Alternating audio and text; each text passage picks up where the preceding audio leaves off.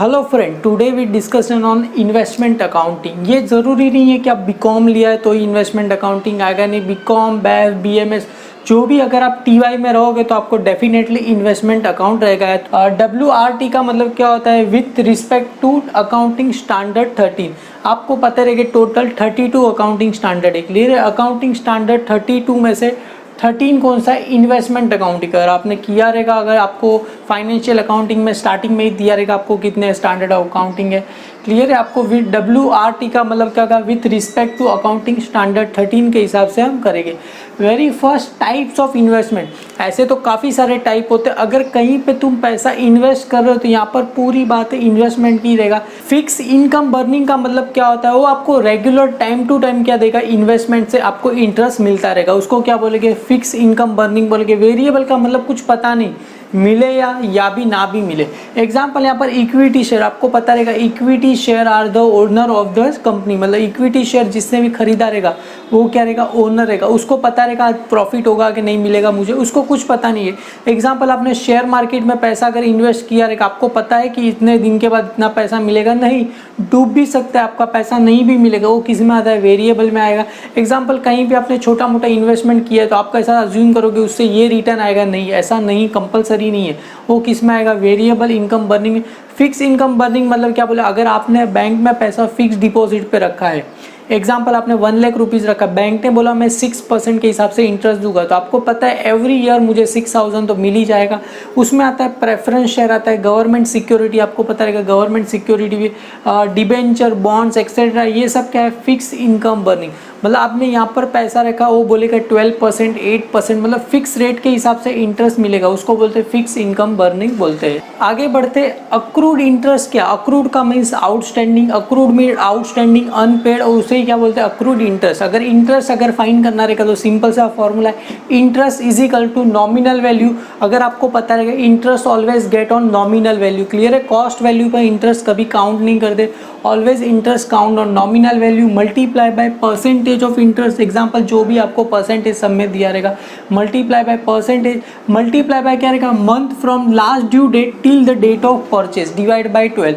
मतलब जिस दिन से इंटरेस्ट बाकी रहेगा, लास्ट ड्यू डेट मतलब जिस दिन से बाकी रहेगा, till the date of purchase मतलब जब तक हमने खरीदा उस गैप का बीच में अगर जितना टाइम रहेगा, मंथ रहेगा, वो जब हम सम करेंगे तो आपको पता चल जाएगा। Month from last due date till the date of purchase divide by क्या करेंगे? 12, क्योंकि मंथ आया, मंथ में कितने महीने रहते? 12, तो डिवाइड बाय कितना हो जाएगा? 12 मंथ हो जाएगी। क्लियर है? तो आपको पता ही चल गया रहेगा accrued interest is equal to क्या रहेगा? खाली नॉर्मल इंटरेस्ट काउंट करना रहेगा तो multiply by nominal value multiply by percentage of interest multiply by month from the last due date till the date of purchase divide by क्या आ जाएगा? 12 अपना आ जाएगा। अभी समझते एक्स इंटरेस्ट क्या रहता है, कम इंटरेस्ट क्या रहता है। एक्स इंटरेस्ट का मतलब उसके अंदर इंटरेस्ट का अमाउंट इंक्लूड नहीं है। क्लियर है? X interest means exclude the amount of interest. Clear? इसके अंदर इंटरेस्ट का अमाउंट इंक्लूड नहीं है। कम इंटरेस्ट का मतलब उसके अंदर इंटरेस्ट का अमाउंट क्या है? इंक्लूड है। कम का मतलब क्या रहेगा? उसके अंदर इंक्लूड है। एक्स मतलब उसके अंदर एक्सक्लूड है, मतलब इंक्लूड नहीं है। और यहाँ पर क्या उसके अंदर इंक्लूड हमें दिया गया है। पहले समझते एक्स इंटरेस्ट मतलब उसके अंदर इंटरेस्ट का अमाउंट इंक्लूड नहीं है, तो क्या रहेगा? Ex interest price is equal to cost price of investment. मतलब जो एक्स इंटरेस्ट का प्राइस रहेगा वही क्या रहेगा? अपना कॉस्ट प्राइस ऑफ इन्वेस्टमेंट रहेगा। अभी यहाँ पर समझ, देखो टोटल पेमेंट बाय मेड, अगर हमें किसी भी इंटरेस्ट खरीदेंगे, कोई भी अपने इन्वेस्टमेंट खरीदा रहेगा तो बदले में क्या करना पड़ेगा? हमें प्राइस तो पे करना रहेगा, एक्स इंटरेस्ट प्राइस, प्लस क्या करना पड़ेगा? हमें अक्रूड इंटरेस्ट मतलब जो भी उसका इंटरेस्ट बाकी रहेगा वो भी क्या करना पड़ेगा? पे करना पड़ेगा। एक्स इंटरेस्ट प्राइस मतलब क्या रहेगा? Cost price of investment plus क्या पे करना पड़ेगा? इंटरेस्ट भी पे करना पड़ेगा। इवन आप कहीं पे कोई भी इन्वेस्टमेंट परचेज करते हो तो पहले आपको क्या उसका जो प्राइस रहेगा वो तो पे करना पड़ेगा, साथ में कितने मंथ का इंटरेस्ट बाकी वो भी। अब आगे हम जर्नल एंट्री करेंगे तो डेफिनेटली आपको पता चल जाएगा। अगर टोटल पेमेंट बाय परचेज करते समय क्या? एक्स इंटरेस्ट प्राइस प्लस क्या रहेगा? अक्रूड इंटरेस्ट, जो भी इंटरेस्ट अक्रूड रहेगा आउटस्टैंडिंग वो भी के साथ में क्या करना पड़ेगा? पे करना पड़ेगा। Same as a cum interest मतलब उसके अंदर इंटरेस्ट का अमाउंट इंक्लूड है, तो टोटल पेमेंट बाय परचेज, तो यहाँ पर देखो क्या है? कम इंटरेस्ट प्राइस। क्यों? क्योंकि कम इंटरेस्ट प्राइस के अंदर क्या? एक्स इंटरेस्ट प्राइस प्लस क्या रहेगा? अक्रूड इंटरेस्ट, इन दोनों को तुम ऐड कर दो तो ये हमें क्या मिल जाएगा? कम इंटरेस्ट प्राइस मिल जाएगा। क्लियर है? अगर x interest price plus accrued interest को ऐड करो तो क्या मिल जाएगा? कम इंटरेस्ट प्राइस मिल जाएगा। सेम एज हमें कॉस्ट ऑफ इन्वेस्टमेंट फाइंड करना है। तो क्या करना है, कम इंटरेस्ट प्राइस माइनस क्या करना पड़ेगा, अक्रूड इंटरेस्ट। आपको पता रहेगा सेम एज अभी हमें एक्स इंटरेस्ट प्राइस मतलब क्या रहेगा, कॉस्ट ऑफ इन्वेस्टमेंट फाइंड करना रहेगा।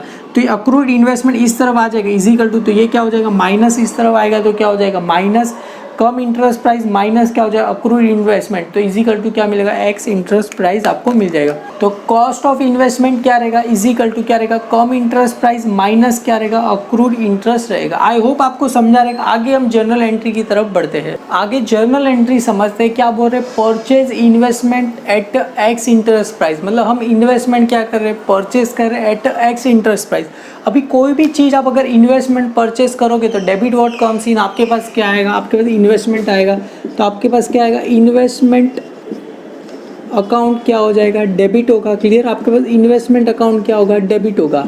बदले में आपके पास क्या आएगा, इंटरेस्ट भी आएगा। क्लियर है, क्यों इंटरेस्ट, अगर आपने इन्वेस्टमेंट परचेज किया रहेगा तो अभी से आपको क्या मिलेगा, इंटरेस्ट भी मिलेगा, और बदले में आपको क्या पे करना पड़ेगा, पैसा क्या करना पड़ेगा, पे करना पड़ेगा। मतलब बैंक से आप क्या करोगे, पैसा पे करोगे। मतलब आपने अगर कोई भी इन्वेस्टमेंट परचेज किया तो आपके पास क्या आएगा, इन्वेस्टमेंट आएगा, इंटरेस्ट आएगा, बदले में आपको क्या करना पड़ेगा, पैसा पे करना पड़ेगा। अभी मैंने बताया था एक्स इंटरेस्ट का मतलब क्या होता है, एक्सक्लूड, उसके अंदर इंटरेस्ट का अमाउंट इंक्लूड नहीं है। तो बैंक है, बैंक के अंदर इन्वेस्टमेंट और इंटरेस्ट दोनों का अमाउंट इंक्लूड है। ये क्या हुआ, कम इंटरेस्ट हुआ, तो मैं एक्सक्लूड इंटरेस्ट क्या रहेगा, exclude interest price is equal to अपना ये वाला प्राइस, जिस प्राइस पे हम क्या करेंगे, इंटरेस्ट खरीदेंगे, इन्वेस्टमेंट का वैल्यू इज इक्वल टू क्या रहेगा, एक्स इंटरेस्ट प्राइस रहेगा। सेम अभी ये करते तो आपको डेफिनेटली पता चला, purchase investment at A come interest पर। अगर कोई भी इन्वेस्टमेंट आप परचेज करोगे तो आपके पास क्या आएगा, पहला तो इन्वेस्टमेंट आपके पास आएगा। क्लियर, आपके पास इन्वेस्टमेंट अकाउंट क्या हो जाएगा, डेबिट होगा। क्लियर है, और बदले में आपके पास क्या आएगा, इंटरेस्ट भी आएगा। क्लियर, आपके पास इंटरेस्ट अकाउंट भी क्या होगा, आ जाएगा, और बदले में आपके पास से क्या होगा, टू क्या चला जाएगा, आपके पास से पैसा चला जाएगा। क्लियर है, बैंक अकाउंट। अभी देखो कम इंटरेस्ट प्राइस मतलब इसके अंदर क्या है, इंटरेस्ट का अमाउंट क्या इंक्लूड है, तो डायरेक्टली आपका कौन सा वाला वैल्यू रहेगा, ये वाला वैल्यू, क्योंकि इसके अंदर क्या देखो इन्वेस्टमेंट प्लस इंटरेस्ट का अमाउंट इंक्लूड है। तो जो हमने पैसा पे किया रहेगा वो कौन सा वाला वैल्यू, ये वाला वैल्यू रहेगा। सेम ऐसे यहाँ पर देखो sell investment at ex interest price, मतलब हमने इन्वेस्टमेंट बेचा तो अपने पास क्या आएगा, पैसा आएगा, मतलब अपने पास क्या रहेगा, बैंक अकाउंट आएगा, मतलब पैसा आएगा। बैंक अकाउंट क्या रहेगा, डेबिट। अगर इन्वेस्टमेंट आपने बेचा तो पैसा आएगा, बदले में आपके पास से क्या आ जाएगा, पहला तो क्या आ जाएगा, इन्वेस्टमेंट जाएगा। क्लियर, आपके पास से क्या आ जाएगा, इन्वेस्टमेंट आपके पास से चला जाएगा, और दूसरा क्या जाएगा, आपके पास इंटरेस्ट भी चला जाएगा ना। अगर इन्वेस्टमेंट बेच दिया तो इंटरेस्ट मिलेगा नहीं, इंटरेस्ट भी आपके पास से क्या होगा, चला जाएगा। तो देखो sales investment at ex interest है, मतलब उसके अंदर इंटरेस्ट का अमाउंट इंक्लूड नहीं है, तो डायरेक्ट कौन सा वाला लेंगे, ये जो वाला लेगा इन्वेस्टमेंट का वैल्यू था यही अपना क्या हो जाएगा, एक्स इंटरेस्ट प्राइस हो जाएगा। मतलब इसके अंदर इंटरेस्ट का अमाउंट इंक्लूड नहीं है, कम इंटरेस्ट आया तो कौन सा वाला, ये वाला। अगर sell investment at cum interest price तो अपने पास क्या आएगा, बैंक अकाउंट क्या रहेगा, डेबिट। पैसा आएगा तो बैंक अकाउंट क्या हो जाएगा, डेबिट हो जाएगा। टू अपने पास से क्या जाएगा, पहला तो जाएगा इन्वेस्टमेंट जाएगा, और दूसरा अपने पास से क्या जाएगा, इंटरेस्ट भी चला जाएगा। क्लियर है, इंटरेस्ट अकाउंट भी क्या होगा, अपने पास से चला जाएगा। क्लियर है, तो अभी देखो यहाँ पर कम इंटरेस्ट प्राइस मतलब उसके अंदर इंटरेस्ट का अमाउंट क्या है, इंक्लूड है। अगर इंटरेस्ट का अमाउंट इंक्लूड है तो डायरेक्ट कौन सा वाला वैल्यू रहेगा, यही वाला वैल्यू रहेगा, क्योंकि उसके अंदर इन्वेस्टमेंट प्लस इंटरेस्ट का अमाउंट इंक्लूड है, डायरेक्ट क्या रहेगा, यही वाला वैल्यू रहेगा। जर्नल एंट्री बस अभी लिख के रखो, जो प्रैक्टिकल सम करेंगे तो डेफिनेटली आपको 110% ये हेल्पफुल होगा। आगे बढ़ते हैं। फिफ्थ अपना जर्नल एंट्री क्या बोल रहा है, interest receive on due date. हमें इंटरेस्ट रिसीव हो रहा है, अरे इंटरेस्ट रिसीव मतलब इंटरेस्ट आएगा कि पैसा आएगा, ऑफकोर्स पैसा आएगा, तो अपने पास क्या रहेगा, बैंक अकाउंट क्या आ जाएगा, डेबिट होगा। क्लियर है, पैसा आएगा तो बैंक अकाउंट क्या रहेगा, डेबिट रहेगा।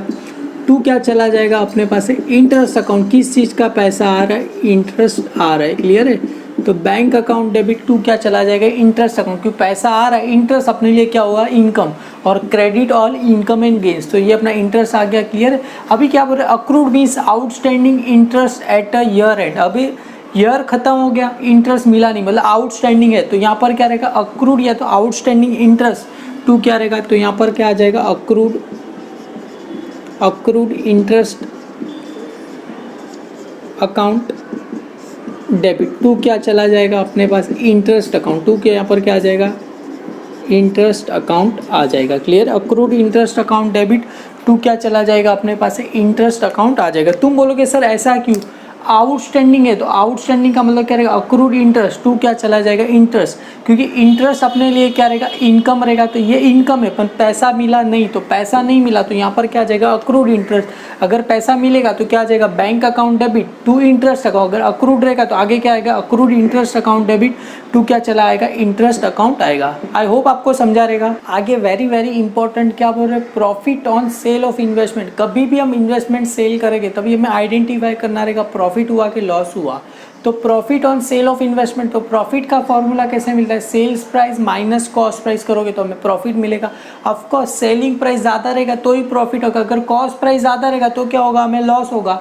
अगर प्रॉफिट होगा तो प्रॉफिट एंड लॉस अकाउंट क्या हो जाएगा, क्रेडिट, तो डेबिट में क्या रहेगा अपना इन्वेस्टमेंट अकाउंट, तो डेबिट में क्या आ जाएगा, इन्वेस्टमेंट अकाउंट क्या हो जाएगा, डेबिट टू क्या हो जाएगा यहाँ पर profit and loss account, to यहाँ पर क्या आ जाएगा, प्रॉफिट एंड लॉस अकाउंट आ जाएगा। क्लियर है, प्रॉफिट एंड लॉस अकाउंट आ जाएगा।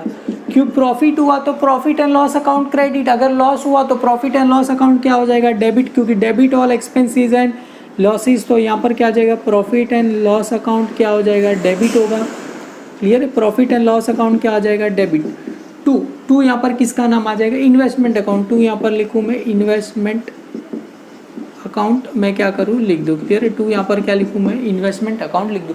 तुम बोलोगे सर हमें कैसे पता चलेगा प्रॉफिट हुआ कि लॉस हुआ, अरे सिंपल है, कॉस्ट प्राइस, अगर ये आपको फॉर्मूला याद नहीं रहता तो भी कोई बात नहीं, cost price is equal to number of security sold upon total cost of security, number of हमने सिक्योरिटी सोल्ड किया अपॉन मल्टीप्लाई बाय क्या रहेगा, number of total security multiply by total cost of investment on the due date.